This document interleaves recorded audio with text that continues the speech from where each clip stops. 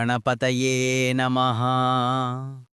శుక్లా వ్యాసాయ విష్ణురూపాయ వ్యాసరూపాయ విష్ణవే నమో వై బ్రహ్మనిధయే వాసిష్ఠాయ నమో నమః. సరికి బృహస్పతి అవాక్కు అయ్యాడు. రుసరుసా నడుచుకుంటూ ఇంద్రుడి ఇంటికి వెళ్లాడు. గురువుగారి వాలకం చూస్తూనే ఏదో జరిగిందని శచీపతి గ్రహించాడు. అర్ఘ్యపాద్యాదులతో యథావిధిగా మర్యాదలన్నీ జరిపాడు. కుశల ప్రశ్నలు వేశాడు.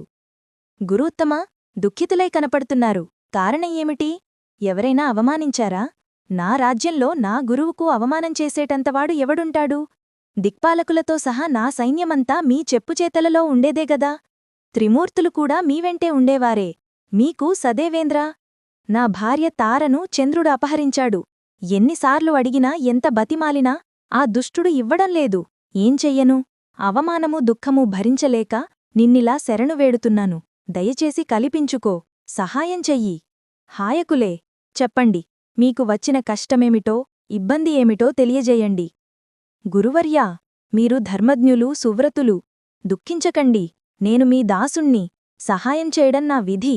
మీ భార్యను మీకప్పజెప్పిస్తాను. ఇప్పుడే చంద్రుడి దగ్గరకు దూతను పంపుతాను. అప్పటికి ఇవ్వనంటే ససైన్యంగా వెళ్లి యుద్ధం ప్రకటిస్తాను. నా మాట నమ్మండి, కాసింత ఊరడిల్యండి. బృహస్పతిని ఓదార్చి దేవేంద్రుడు ఆ క్షణంలోనే ఒక సమర్థుడు, విచక్షణుడు అయిన దూతను పిలిచి చంద్రుడి దగ్గరికి పంపించాడు. అతడు వెళ్లి చంద్రుడితో దేవేంద్రుడి మాటగా ఇలా చెప్పాడు. చంద్రా, నన్ను ఇంద్రుడు పంపించాడు. ఆయన నీకు చెప్పిరమ్మన్నది చెబుతున్నాను, విను. నువ్వు ధర్మం తెలిసినవాడివి, నీతినియమాలు ఎరిగినవాడివి. నీ తండ్రి అత్రి ధర్మాత్ముడు. నువ్వు నింద్యమైన పనులు చెయ్యకూడదు. ఎవరి భార్యను వారు కాపాడుకోవడం లోకరీతి, కర్తవ్యం. రీతిని తప్పితే కలహం తప్పదు. నీ భార్యను కాపాడుకోవడంలో నువ్వు ఎలా శ్రద్ధ వహిస్తావో, యత్నపరుడివై ఉంటావో, బృహస్పతి అలాగే. ఆత్మవత్ సర్వభూతాని అనే మాటను గుర్తుచేసుకో. ఒక్కసారి ప్రశాంతంగా ఆలోచించు. దక్ష ప్రజాపతి కూతుళ్ళు 28 మంది నీకు భార్యలుగా ఉన్నారు. చాలలేదా? గురుపత్ని కావలసి వచ్చిందా? అంతగా కావలసి వస్తే అందచందాలకు, శృంగార విలాసాలకు పెట్టింది పేరైన మేనకాది అప్పరసలు ఉన్నారు. స్వేచ్ఛగా అనుభవించు. గురుపత్నిని విడిచిపెట్టు.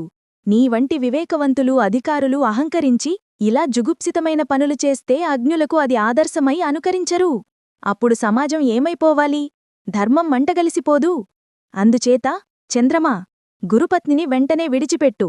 నీ కారణంగా దేవతలలో దేవతలకు కలహం జరక్కుండా చూడు. దూత చెప్పిన ఇంద్ర సందేశాన్ని సోముడు శ్రద్ధగానే ఆలకించాడు. కాని పెడచెవిని పెట్టాడు. కొంచెం కోపావిష్ణుడయ్యాడు.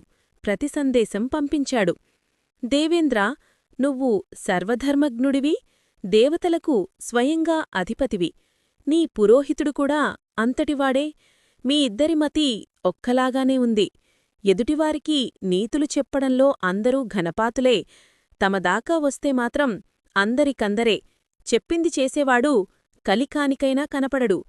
శతక్రతు, బార్హస్పత్యుడు రచించిన ధర్మశాస్త్రం ఒకటి ఉంది.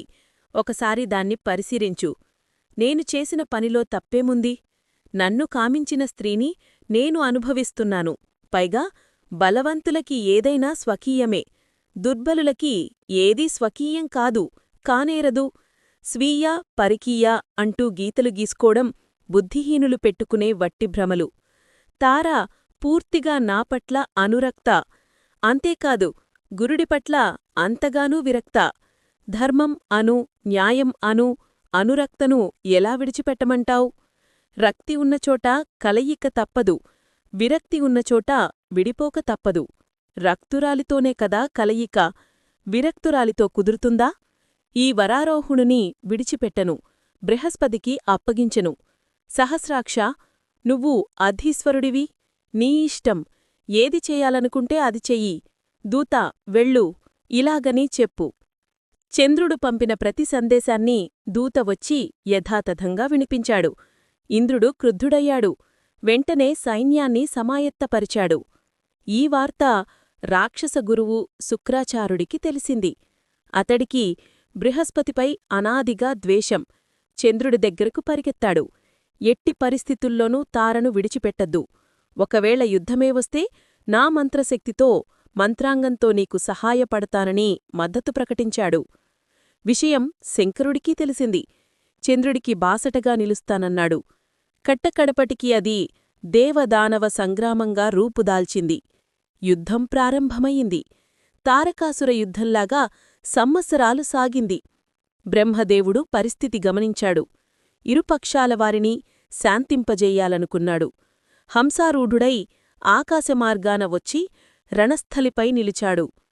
చంద్ర, గురుపత్నిని విడిచిపెట్టు, లేదంటే విష్ణుమూర్తిని పిలిచి నిన్ను మసిచేయిస్తాను, క్షయింపజేస్తాను. శుక్రాచార్య, ఏమిటి ఈ అన్యాయం? సావాసదోషం సంక్రమించినట్టుందే నీకు? బ్రహ్మదేవుడి గద్దింపు వినగానే శుక్రుడు పరుగుపరుగున చంద్రుణ్ణి సమీపించాడు. బాబూ చంద్ర, తారను బృహస్పతికి అప్పగించేసేయమని మీ తండ్రి అత్రి అభిప్రాయం కూడా. ఇప్పుడే నాకు కబురు పంపించాడు. అప్పగించేసేయి అన్నాడు. సరే అన్నాడు శశి. అప్పటికే గర్భవతిగా ఉన్న తారను తీసుకువచ్చి బృహస్పతికి అప్పగించాడు. అతడు సంతోషంగా స్వీకరించి ఇంటికి తీసుకువెళ్లాడు. యుద్ధం ముగిసింది. దేవదానవులు ఎవరి ఇళ్లకు వాళ్లు వెళ్ళిపోయారు. విరుంచి బ్రహ్మలోకానికి, శంకరుడు కైలాసానికి నిష్క్రమించారు. కాలం గడిచింది. నెలలు నిండాయి. ఒక మంచి రోజున, ఒక మంచి ముహూర్తాన తార ప్రసవించింది. చందమామలాంటి మగబిడ్డ జన్మించాడు. బృహస్పతి సంబరపడ్డాడు. నిస్సంకోచంగా యథావిధిగా జాతకర్మలు జరిపించాడు. పుత్రుడు పుట్టాడని చంద్రుడికి తెలిసింది. దూతతో వర్తమానం పంపించాడు. బృహస్పతి, వీడు నీ కొడుకు కాదు, నాకు పుట్టినవాడు. జాతకర్మలను నువ్వెలా చేస్తావు? శాస్త్రప్రకారం నేను చెయ్యాలి. దూత చెప్పిన ఈ మాటలకు బృహస్పతి కణకణలాడాడు. మతిలేకపోతే సరి, వీడు నా కొడుకు, నా పోలికలే కనపడుతున్నాయి. సందేహం లేదు, పొమ్మన్నాడు. వివాదం చెలరేగింది. గాలీవాన అయ్యింది. దేవదానవులు మళ్లీ మోహరించారు. శాంతికాముకుడై చతుర్వదనుడు స్వయంగా మళ్లీ వచ్చి ఇరువాగులను వారించాడు. తారను పిలిచి అడిగాడు.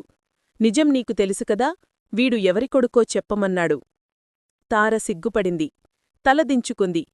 క్రీగంట నేలచూపులు చూస్తూ సన్నగొంతుతో మెల్లగా చెప్పింది. చంద్రుడి కొడుకేనంది. చందమామ ఎగిరి గంతువేశాడు. పుత్రుణ్ణి చంకనబెట్టుకుని వెళ్ళిపోయాడు. బుధుడు అని ముద్దుగా పేరు పెట్టుకున్నాడు. ఇది బుధోత్పత్తి కథ.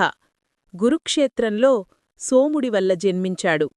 శ్రీదేవి భాగవతం ఎన్నో కథలతో, అమ్మవారి మహిమలతో కూడినది. మేము రోజుకి ఒక ఎపిసోడ్తో వస్తున్నాము. మా ఏన్షియంట్ సిబ్లింగ్స్ సబ్స్క్రైబ్ చెయ్యండి, షేర్ చెయ్యండి.